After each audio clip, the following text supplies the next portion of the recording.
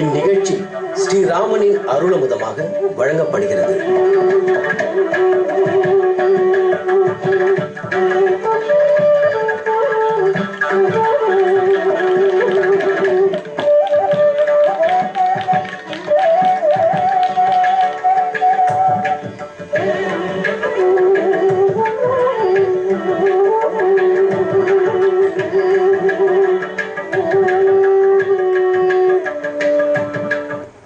ஆபதாம் அபஹர்த்தாரம் தாத்தாரம் சர்வசம்பதாம் லோகாபிராமம் ஸ்ரீராமம் பூயோ பூயோ நமாம்யஹம்.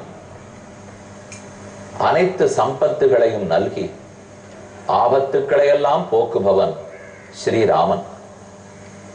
ராமன் பக்த ஆஞ்சநேயரோடு கூட, அதுவும் ஸ்ரீ அபய ஹஸ்த ஆஞ்சநேயரோடு கூட எழுந்தருளியிருக்கும் திருக்கோயில் ராசிபுரத்தில் உள்ள கச்சேரி வீதியில் இருக்கும் மண்டபப்படி ஸ்ரீ அபயஹஸ்த ஆஞ்சநேயர் திருக்கோயில். அழகான கோயில். இன்று நாம் இங்கு ராமனை தரிசித்துக் கொள்ள போகிறோம். ராமன் ஓர் கண்ணாடி மண்டபத்துக்குள் எழுந்தருளி இருக்கிறார். ராமம் ரத்னமயே பீഠே சஹசீதம் நெவேசயத்து என்று வால்மீகி ராமாயணத்தின் இறுதியில் ஸ்லோகம்.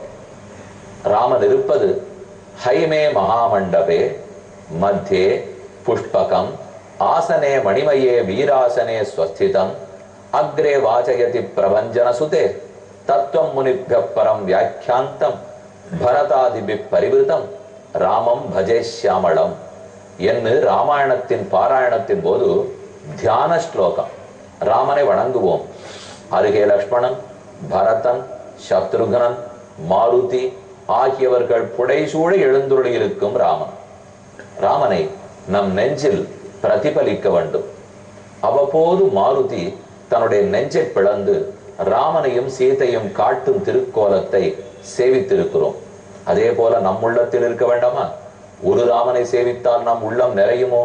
இதோ இங்கிருக்கும் கண்ணாடி அறைக்குள் மண்டபத்துக்குள் ராமனை தரிசித்தோம். ரொம்ப ஆச்சரியமான திருக்கோலம்.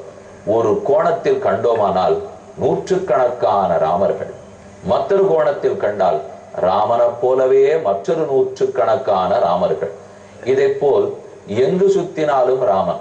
ராம பிரம்மம்னு சொல்லுகிறோம், ராமமயம் ஜகத்துன்னு சொல்லுகிறோம். ராமோ ராமோ ராமயதி பிரஜானாம் அபவன் கதாக ராமபூதம் ஜெகதபூது ராமே ராஜ்யம் பிரசாசதி. ராமன் வேறு, ஜெகத்து வேறல்ல. அனைவரிடத்திலும் ராமன் இருந்தானாம். அதே போல இங்கு நாம் தரிசிக்கும் போது நாம் அத்தனை பேர் உள்ளத்திலும் ராமன். எந்த கண்ணாடியில் நோக்கினாலும் ராமன். ஆங்காங்கு பல இடங்களிலும் எத்தனையோ திருக்கோயில்களில் கண்ணாடி அறைன்னு கட்டுவார்கள்.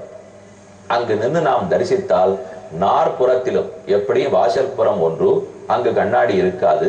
மற்றபடி 3 திசைகளிலும் வரிசையாக கண்ணாடி பதித்திருப்பார்கள். அதற்குள் குனிந்து நாம் சேவித்தால் உள்ளே எங்கோ போகிற வரைக்கும் அதற்குள் அதற்குள் அதற்குள் அதற்குள் ராமன். இத்தனை ராமர்கள் நம் உள்ளத்தில் பிரதிபலித்தால் கண்டிப்பாக ராம பக்தி வந்துவிடும். அதற்காகத்தானோ என்னமோ இத்திருக்கோயிலில் ராமனை ரொம்ப ஆச்சரியமா கண்ணாடி அறைக்குள் எழுந்துருளப் பண்ணி உள்ளார்கள் என்று அப்படிப்பட்ட ராமனை தரிசித்துக் கொண்டோம். நடுவிலே, மண்டபத்தின் நடுவிலே ராமன் ஒரு சிங்காதனத்தில் எப்படி அமர்ந்திருப்பனோ இங்கத போல் நின்ன திருக்கோலத்தில் உள்ளார். அருகே சீதை, ஓர்புறத்தில் இலக்குவன், பக்த மாருதி ஆஞ்சநேயர். இந்த மாருதியைத்தான் நவக்கிரகத்துக்கு சமமாய், ஏன் அவர்களுக்கே சக்தி கொடுப்பவராய் ராம பக்தியோட விளங்குவதை தரிசித்தோம் என்று கோதண்டராமரையும் சேவித்துக் கொண்டோம். இனி பிரதான மாருதியை அடுத்த நாள் தரிசிப்போம். இப்போது அடுத்த சர்க்கத்தை அடைவோம். சீதை ராவணனுக்கு எவ்வளவு உபதேசித்தாலும் கேட்காமல் 12 மாதங்கள் கெடு வைத்தான் ராவணன். பின்னால் அசோகவனத்திலே போய் இவளை அடைத்து விடுங்கள், யாரையும் பார்க்க அனுமதிக்க வேண்டாம். அங்கே 56வது சர்க்கத்தின் இறுதியில் அசோகவனம் எப்படி இருந்தது, ஆனா அந்த அழகுக்குள் இந்த அழகியை சிறை வைத்தான். அழகை ரசிக்கும் அங்கு யாரும் இல்லை.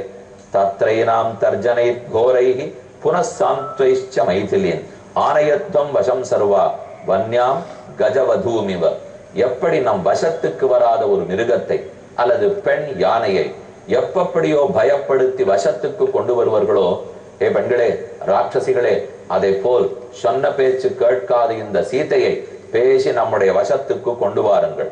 அசோக வனிகா மத்தியே மைதிலி நீயதாமிதி இதி பிரதிசமாதிஷ்டா ராட்சஸ்யோ ராவணேனதாக அசோகவனிகாம் ஜக்முகு மைதிலீம் பரிகிரஹ்யது.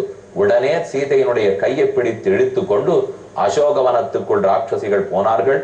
அழகான வனம். சர்வகாம பலைர் விருக்ஷைஹி நானா புஷ்ப பலைர் விருத்தாம் சர்வகால மதைச்சாபி த்விஜைஹி சமுபசேவிதாம். பார்த்தாலே அழகு. எங்கும் பூத்து குலுங்கும் மரங்கள், செடிகள், கொடிகள். அழகு, பச்சை பசேல் என்கிற அழகு. ஆங்காங்கு சிறு சிறு குளங்கள். ஓர்புறத்தில் சீதை சிறைவிக்க வேண்டும்.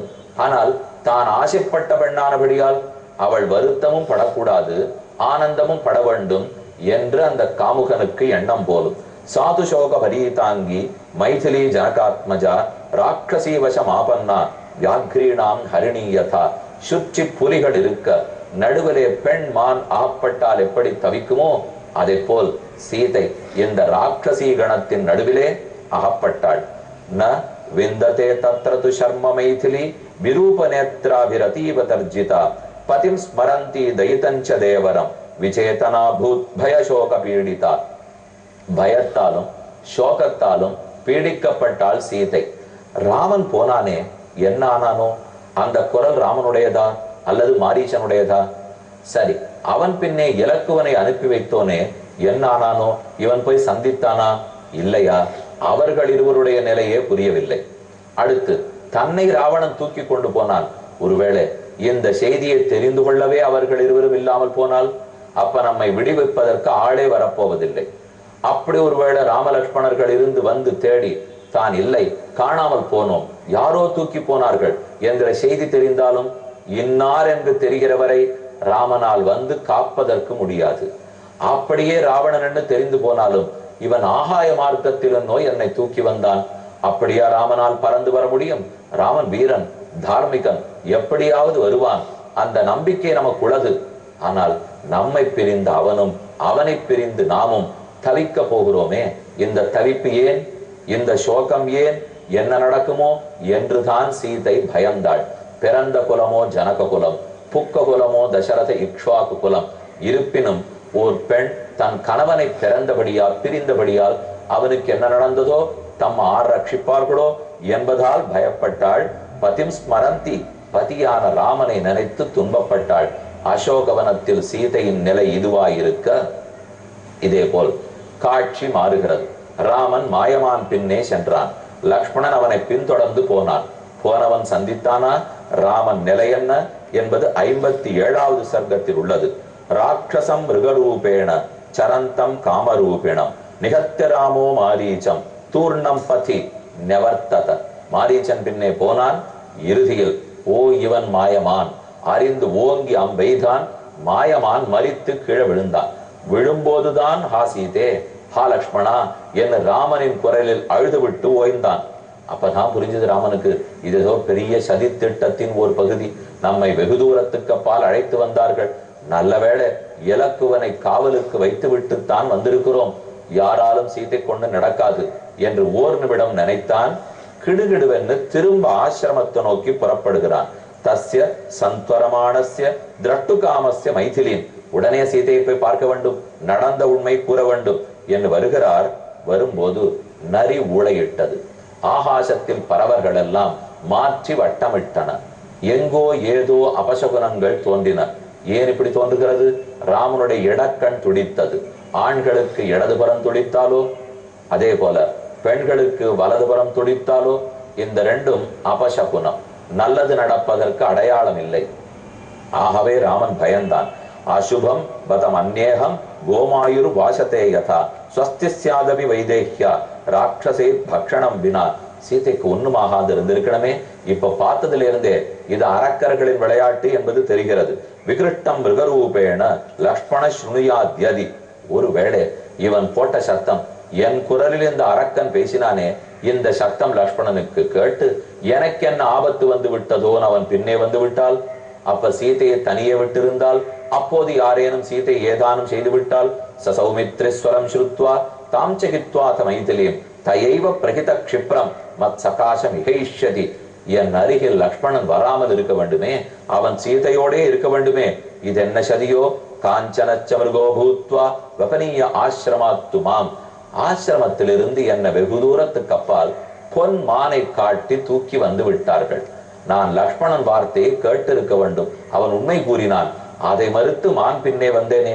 நிமித்தானிச்ச கோராணி திருஷ்யந்தேத்ய பகூனிச்ச. அதுவும் வரும் வழியிலெல்லாம் கோர நிமித்தம். எதுவும் நல்ல சகுனம் தெரியவில்லை. கொள்ளிக்கட்டை விடுகிறது, இரத்த துளிகள் தெரிகின்றன, பறவைகளெல்லாம் அப்பிரதட்சணமாக வலம் வருகின்றன, கீழே பார்த்தால் நளி ஊளையிடுகிறது. இதெல்லாம் நல்ல சகுனம் இல்லை.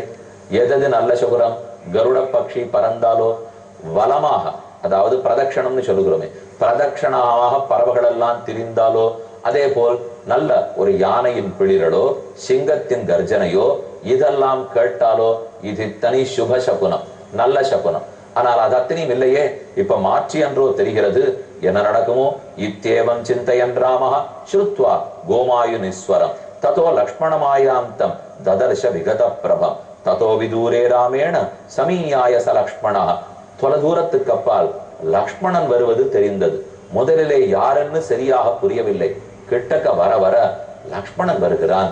நாம் சந்தேகப்பட்டது சரியாய் போயிட்டு நம்மையும் தூரத்துக்கு அப்பால் ஓட்டி வந்து லக்ஷ்மணனையும் நம் பின்னே வர வைத்து விட்டார்கள். சீதை தனியே இருக்கிறாள். ஏதோ ஆபத்தவளை சூழ்ந்திருக்கிறது. இந்த லக்ஷ்மணன் எதற்காக சீதை விட்டு வந்தான்? நான் அங்குதானே இருக்க சொன்னேன். விஷண்ணஸ்தன் விஷண்ணேன துக்கிதோ துக்கி பாகினா துக்க பாகினா ச ஜகர்ஹேத தம் பிராதா திருஷ்டுவா லக்ஷ்மணமாகதம் விகாய சீதாம் விஜனேவனே ராட்சச சேவித்தே. ராட்சசர்கள் நிறைந்திருக்கிற இந்த வனத்தில் லக்ஷ்மணா எதற்கு சீதையை தனியே விட்டு வந்தாய்? முதல்ல நன்கு நிந்திக்கிறான். ராமன் லக்ஷ்மணனை ஏசுகிறான். அவளை விட்டு வந்தது தப்பு. அஹோ லக்ஷ்மண கர்ஹ்யம் தே கிருத்தம் யத்வம் விகாயதாம். அவளை விட்டு நீ வந்திருக்க கூடாது. நான் உன்னை திக்கரிக்கிறேன். சீதாமிஹாகத சௌமிய கச்சித் ஸ்வஸ்தி பவேதிதி. நீ புறப்பட்டு வந்த பிற்பாடு சீதை எப்படி சுகமே இருப்பாள்? அசுபான்னேவ பூயிஷ்டம் யதா பிராதுர்பவந்திமே நமேஸ்தி சம்சயோ வீர சர்வதா ஜனகாத்மஜா. ஜனகனுடைய செல்வ கொழுந்தான சீதையை யாரோ தூக்கி போயிருப்பார்கள்.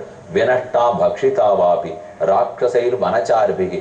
ஒன்னும் காட்டு விலங்குகள் அவளை உண்டிருக்கலாம், அல்லது அரக்கர்களே சாப்பிட்டு இருக்கலாம், அல்லது யாரேனும் திட்டமிட்டு. ராவணன் என்பதெல்லாம் இப்போது ராமன் அறியான். அவன் அறிந்தது மாரீச்சனை மட்டும்.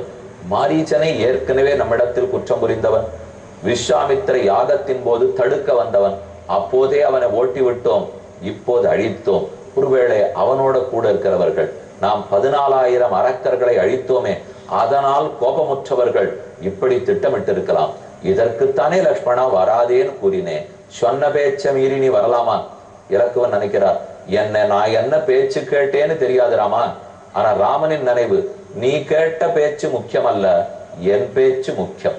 பெரியவர் ஒருத்தர் சொல்றாருனால் நமக்கு வேற ஏதோ சிந்தனைகள் வந்து அது அந்த வார்த்தையை காப்பாற்ற முடியல என்று சொல்லவே கூடாதாம். எக்காரணம் இருந்தாலும் அந்த வார்த்தையை காப்பாற்ற வேண்டும்.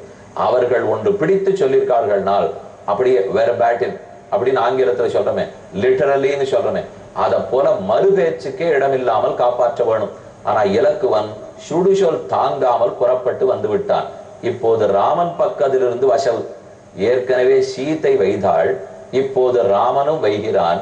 இரு பக்கத்திலையும் பெற்றுக்கொண்டான் இலக்குவன். விரட்டா பக்ஷிதாவாபி ராட்சசைர் வனச்சார்பிகி. எனக்கு நன்கு புரிந்து போயிற்று. சீதைக்கு ஏதோ அசுபம் நிகழ்ந்திருக்கிறது. அபிஸ்வஸ்தி பவேத்தஸ்யா ராஜபுத்ரியா மகாபலம் இதம் ஹிரக்ஷோ மிருக சன்னிகாசம் பிரலோபியமாம் தூரம் அனுப்பிரயாதம் ஹதம் கதஞ்சித் மகதாசிரமேண சராட்சசா அபூன் மிரியமான ஏவ. நான் ரொம்ப கஷ்டப்பட்டு வெகு தூரப்பட்டு வந்து அரக்கனான மாரீச்சனை கொன்றேன். கொன்ற பிற்பாடுதான் தெரிந்தது அவன் பெரிய அரக்க வடிவத்தோரே விழுந்தான். இது திட்டம்னு அப்பதான் புரிந்தது. வா வா, இடதுகண் துடிக்கிறது. மனச்சமேதீன மிகா பிரகிருஷ்டம் சக்ஷுஷ்ட சவ்யம் குருதே விகாரம் அசம்சயம் லக்ஷ்மண நாஸ்தி சீதா ஹிருதா மிருதாவாபி பதி வர்த்ததேவா.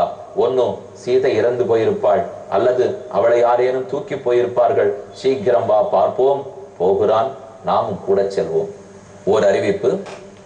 ஆகஸ்ட் மாசம் 9ஆம் தேதியிலிருந்து 14ஆம் தேதி வரை 6 நாட்கள் கோயம்புத்தூரில் அடியனுடைய உபன்யாசம்.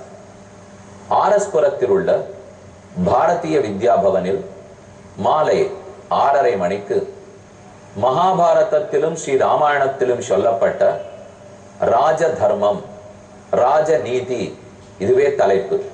அவசியம் அனைவரும் வரவும்.